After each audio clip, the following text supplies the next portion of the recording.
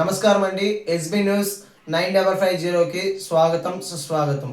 ఏ రోజు వార్త ఆ రోజు మనకు అప్డేట్ కావాలంటే ఎస్బీ న్యూస్ 9550 ఛానల్ను మీరు సబ్స్క్రైబ్ చేసుకుంటే ప్రతిరోజు వార్త మీకు అప్డేట్గా ఉంటుంది.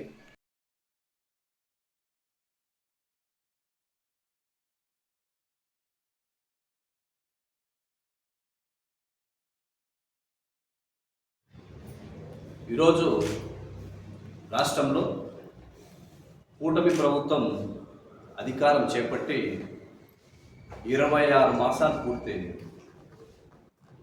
ఈ 26 మాసాల్లోగా బీసీలకు ఇచ్చినటువంటి హామీలు కానీ వాగ్దానాలు కానీ ఏ ఒక్కటి కూడా అమలు చేయాలి. బీసీల అభివృద్ధికి సంబంధించి ఏ ఒక్క కార్యాచరణ కూడా ఈ 26 మాసాల్లో ఈ ప్రభుత్వం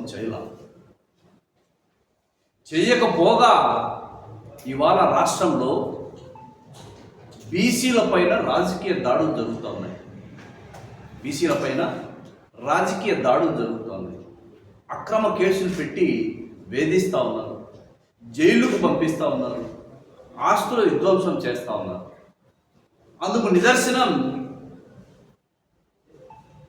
వైఎస్ఆర్ కాంగ్రెస్ పార్టీకి సంబంధించిన మాజీ మంత్రి సీదిరి అప్పలరాజు.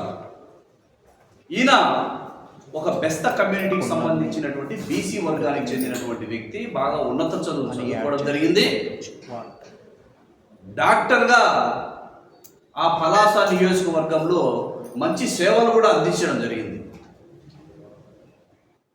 వైఎస్ఆర్ కాంగ్రెస్ పార్టీ అధినేత జగన్మోహన్ రెడ్డి గారు ఆయనను ఎమ్మెల్యే చేశారు, మంత్రిగా చేసి రాజకీయంగా గౌరవించడం కూడా జరిగింది ఒక బీసీ వర్గానికి చెందినటువంటి సీదిరి అప్పలరాజు.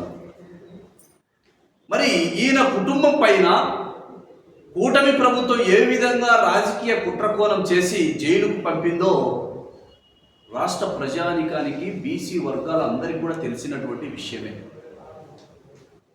తన కుమారుడు ఒక మోటార్ బైక్ ప్రమాదం జరిగింది, 18 ఏళ్ళ అబ్బాయి.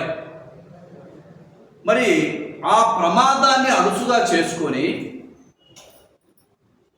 ఒక నేరపూరితమైనటువంటి అభియోగం పంపారు ఆ అబ్బాయి పైన.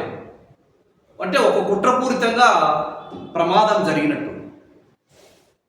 పోలీసులు అనేవాళ్ళు ఏ విధంగా నిష్పక్షపాతమైనటువంటి దర్యాప్తు చేయాలి? ప్రమాదము ఇది కుట్రపూరితంగా జరిగిందా, ప్రమాదవశాత్తు జరిగిందా అని నిజ నిర్ధారణ తేల్చిన తర్వాత సెక్షన్ 105 అవి సెక్షన్ నమోదు చేసి రిమాండ్కు పెడితే దాన్ని సమర్థించే వాళ్ళు ఎవరు? సీదిరి అప్పలరాజు కుటుంబాన్ని ఏ విధంగానైనా కూడా రాజకీయంగా అణచివేయాలి, దొరికిన అవకాశాన్ని రాజకీయ కుట్రను వాడుకొనేసి ఆ కుటుంబాన్ని ఇబ్బంది పెట్టాలనేటువంటి ఒక నెపం ఇందులో క్లియర్ కట్గా కనపడతా ఉంది. మరి ఆ అబ్బాయిని జైలుకు పంపారు. ఇవాళ ఒక సాధారణ కుటుంబంలో ఏదైనా కూడా మన పిల్లాడు తెలుసో తెలియక తప్పు చేస్తే కాపాడుకోవాలి, ఏదైనా ఆ ప్రమాదం ద్వారా కానీ ఆ సంఘటన ద్వారా కానీ నష్టపోయినటువంటి కుటుంబానికి అండగా నిలవాలి. అట్ ది సేమ్ టైం మనం ఏదైనా మన అబ్బాయిని కాపాడుకునేటువంటి ప్రయత్నం సర్వసాధారణం. నువ్వైనా చేస్తాం, నేనైనా చేస్తాం, ఎవరైనా చేస్తాం. మరి ఒక మాజీ మంత్రి తన కుమారుడు ద్వారా తప్పు జరిగింది, ఆ కుటుంబానికి అండగా నిలబడతామని చెప్పాడు, అది ప్రమాదవశాత్తు జరిగింది. మరి దీన్ని అంశుగా చేసుకునేసి సీదిరి అప్పలరాజు అనేటువంటి ఆయన దర్యాప్తుకు భంగం కలిగించాడంట, సాక్షులను ప్రభావితం చేశాడంట, అది కుట్రపూరితంగా జరిగిందనేసి సీదిరి అప్పలరాజు గారిని అక్రమంగా అరెస్టు చేసి జైలుకు పొంది పైశాచిక ఆనందం పొందుతోంది కూటమి ప్రభుత్వం. మరి ఈ 2 ఏళ్ల కాల వ్యవధిలో అనేక మంది బీసీ నాయకుల పైన రాజకీయ దాడులు చేశారు, కేసులు పెట్టారు, జైలుకు పంపారు, ఆర్థిక మూలాలు దెబ్బకొట్టారు. మరి ఇదేనా బీసీలకి రాష్ట్రంలో జరిగేటువంటి సంక్షేమ పాలన? ఇదేనా ఈ రాష్ట్రంలో బీసీలకు మీరు కల్పించినటువంటి రక్షణ అని ఇవాళ మేము వైఎస్ఆర్ కాంగ్రెస్ పార్టీ కడప జిల్లా బీసీ విభాగం తరఫున ఈ ప్రభుత్వాన్ని సూటిగా ప్రశ్నిస్తా ఉన్నాం. గతంలో జగన్మోహన్ రెడ్డి గారు మాలాంటి బలహీన వర్గాలకు చెందినటువంటి వ్యక్తులను రాజ్యసభలకు పంపారు, ఎమ్మెల్సీలుగా చేశారు, 56 కార్పొరేషన్లు ఇచ్చి చైర్మన్లు ఇచ్చారు. బలహీన వర్గాలకు సంబంధించిన ఆర్థిక కల్పనకు అనేక సంక్షేమ కార్యక్రమాలు కూడా అమలు చేయడం జరిగింది. మరి ఈ 2 ఏళ్ల కాలంలో బీసీలకు ఇచ్చినటువంటి ఏ ఒక్క హామీ అమలు చేయలే. ప్రధానంగా మీరు ఇచ్చినటువంటి హామీలేమి? 50 ఏళ్లకు పింఛన్ ఇస్తామన్నారు, బీసీలకు రక్షణ కల్పిస్తామన్నారు, బీసీ యువత నిరుద్యోగ యువతకు పారిశ్రామికంగా ఎదిగేందుకు రుణాలు ఇస్తామన్నారు. మరి అదేవిధంగా బీసీలకు సంబంధించి ఏ ఒక్క హౌసింగ్ సంబంధించి ఇల్లు మంజూరు చేయలే. ఇవన్నీ చేయకపోగా ఎవరైతే వైఎస్ఆర్ కాంగ్రెస్ పార్టీలో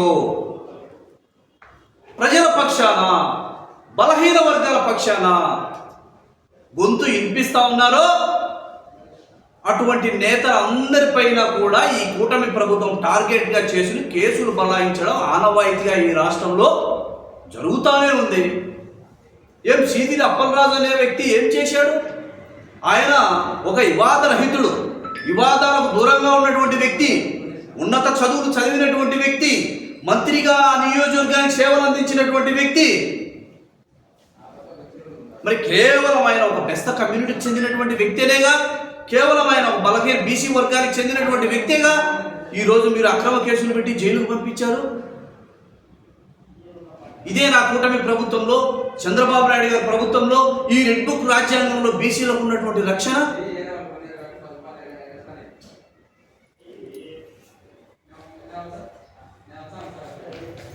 బీసీల పక్షాన ఆయన బీసీలకు ఇచ్చినటువంటి హామీలు అమలు చేయమని అడుగుతున్నాడు.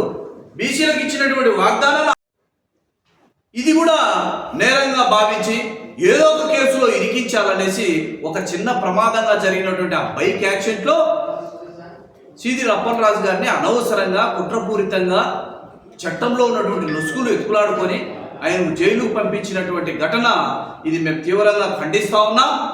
మరి అదేవిధంగా ఈ మీడియా ద్వారా తెలియటువంటి అంశం ఏంటంటే, ఈ రాష్ట్రంలో ఉన్నటువంటి బలహీన వర్గాల తరఫున ఎవరైతే వైఎస్ఆర్ కాంగ్రెస్ పార్టీలో బీసీల పక్షాన పోరాడుతున్నారో, బీసీల యొక్క గొంతు వినిపిస్తా ఉన్నారో, బీసీల హక్కుల కోసం పోరాడుతున్నారో అటువంటి అందరిపైన ఈ కూటమి ప్రభుత్వం కేసులు పెట్టినా ఈ రాష్ట్రంలో ఉన్నటువంటి బీసీ సమాజం అంతా కూడా అండగా నిలుస్తుంది.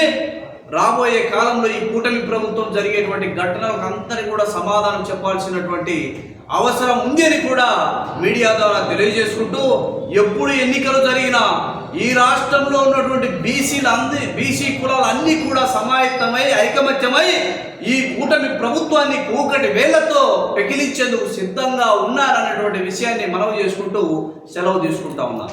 Thank you.